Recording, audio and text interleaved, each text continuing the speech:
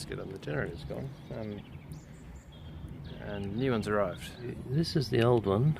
Around here is where that was worn, and where we're getting oil leak.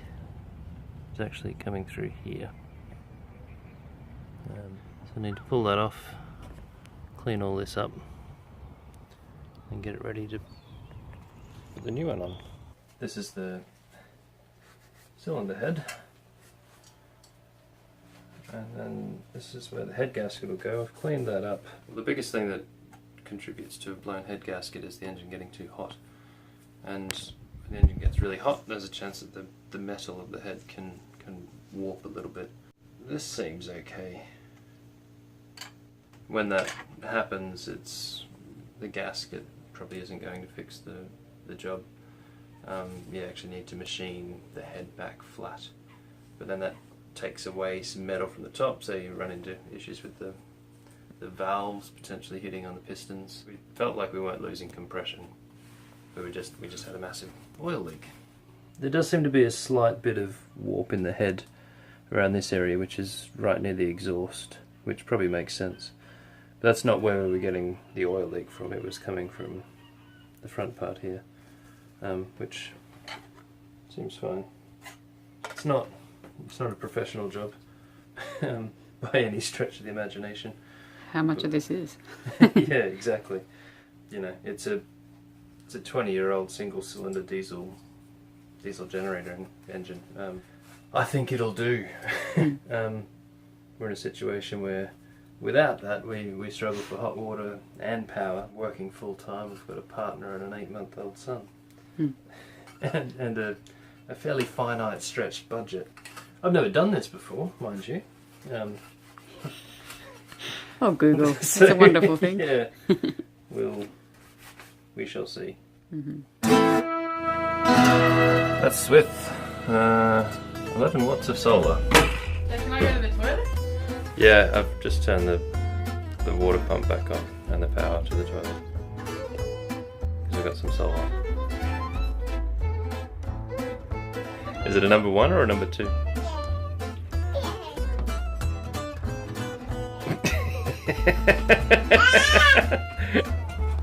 Jimmy! How much power you got? We can always start the engine, get rid of it. Yeah. I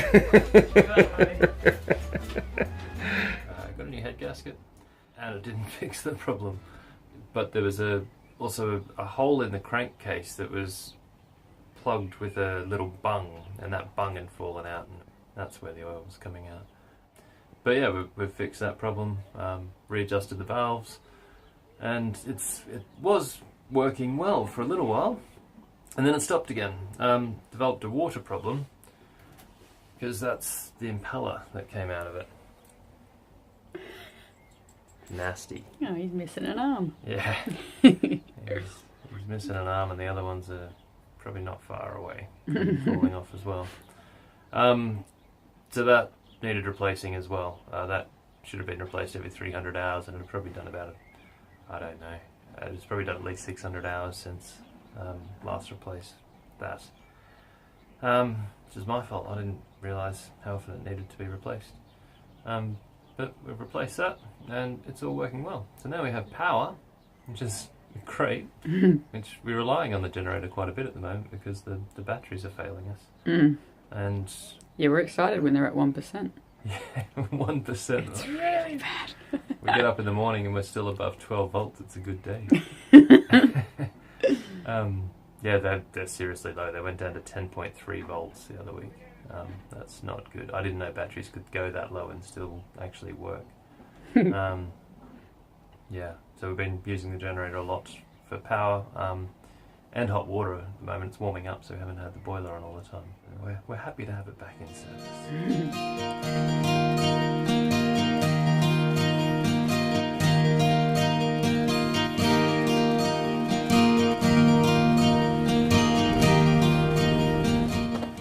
We've just got our first loaf from Little Flicker. Hooray! This floating bakery. So great. Smells amazing. Saturday morning. The lab results back for the water analysis that we sent off, and there's good news and bad news. The good news is we've been drinking the water, well I have, for a couple of weeks, and I feel fine. The bad news is there's a couple of things out of check that we need to work with a little bit. Nothing too major. One of them is nitrates, so there was 72 milligrams per litre, and the limit's 50. Nitrates, apparently this is something that a lot of municipal water supplies struggle with as well, especially in summer. The nitrates get quite high, and after any kind of heavy rain, the runoff from fields and increases the nitrates. And when we did send the test results off, it had been raining a few days before. And there was part of me that thought you probably shouldn't be taking the water out at this point in time, but we did, and that's the result. And it's only really a problem because we have an infant, isn't it? Yeah. And not even, like, he's old enough now that it's not as bad. But yeah, exactly. So for us, it's no big deal. But for kids, if they're drinking, kids under 6 months, it is. And the elderly. Babies are under 6 months. Yeah. You can help get this blue baby syndrome, it's called, where the nitrates react with some kind of bacteria or something in their gut that's not fully formed, and it prohibits the red blood cells carrying as much oxygen to their brain. Quite a serious thing, you don't want that. But once you're over 6 months old, then that bacteria changes and it doesn't have the same effect. So we're all theoretically fine, and Ollie and Erin have been drinking bottled water anyway. We do have a solution for nitrates. We need to fit a holding tank filled with this resin. It absorbs the nitrate somehow into the resin. It's like a fine sort of sandy sort of stuff, and then depending on how much nitrate's in the water and the volume of resin that you have, we're working out that about every 2,000 litres roughly we'll need to clean the resin, and to clean it, it needs to be washed through with salty water, and then clear water after that, and it's ready to go again. And you can keep reusing this stuff for like 10 years, they say. So we're going to get one of those. The other thing that came out of the test was Clostridium perfringens. Say that 3 times fast.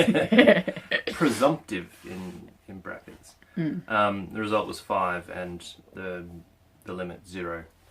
And from what I can read, this is used as a bit of a proxy for how well a mechanical filtration system's working. The reason is that this Clostridium perfringens is really quite common. It's pretty harmless in small doses, but it's about the same size as cryptosporidium, which is really a problem. You don't want that. But this thing is really hardy. It's really hard to kill. So the idea is that if it's present in the water and it's managed to survive, then that could indicate that there's some cryptosporidium in the water as well. And basing this off the fact that they're about the same size bacteria, so any kind of filtration system, if this thing gets through, then cryptosporidium could get through as well.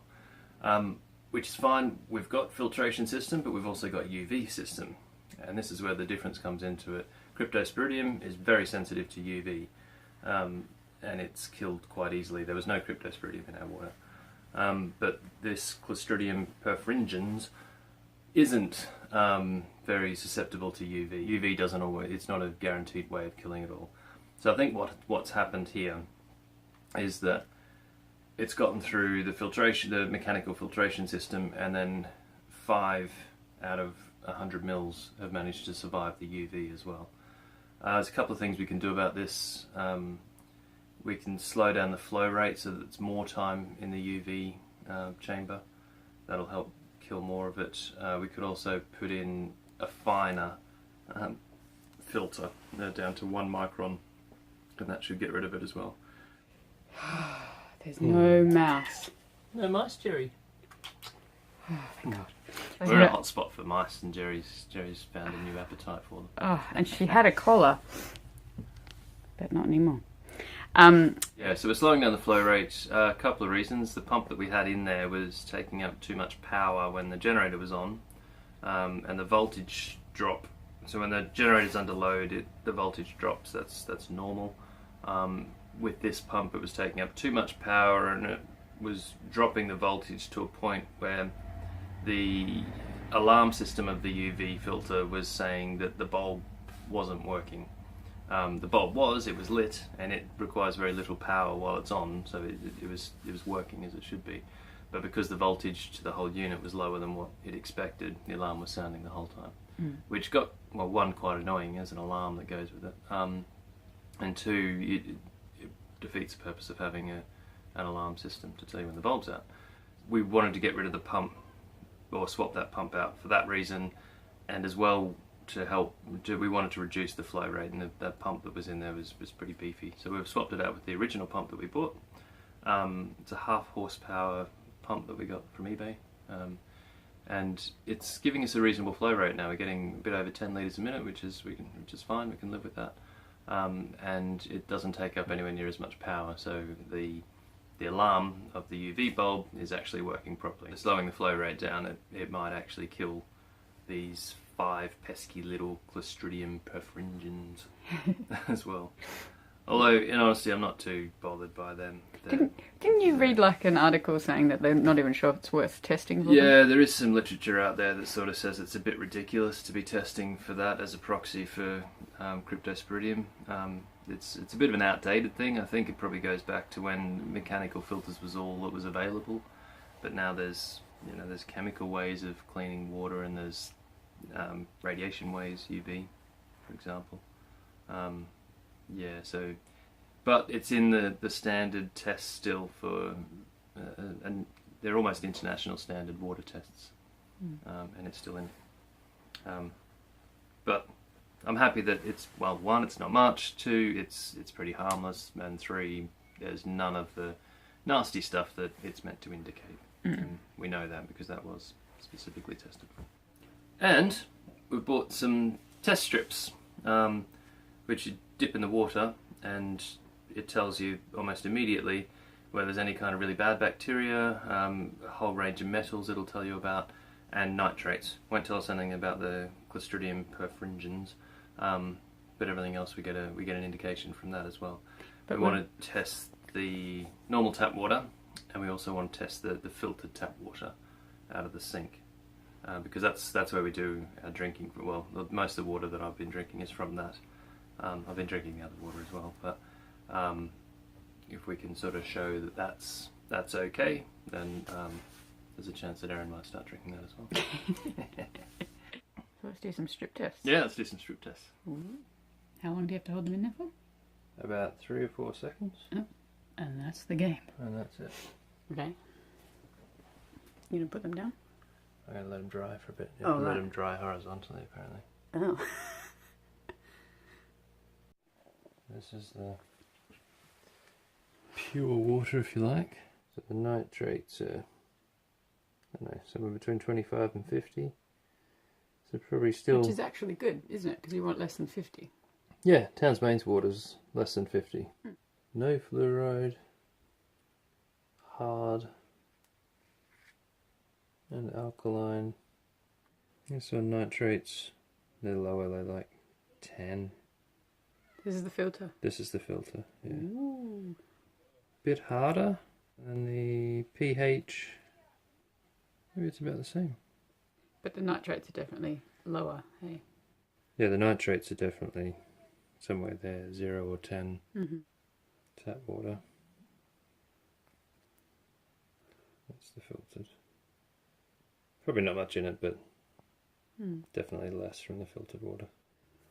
So these are the ones we're looking at. Oh. Let's go, let's go. Thanks for tuning in to 5 Knots Cruising. If you enjoyed the video, please give it a like, as it really helps us to get our video out to more viewers. And we'd love to hear your feedback, questions and ideas, so please drop us a line either on our Instagram page or YouTube.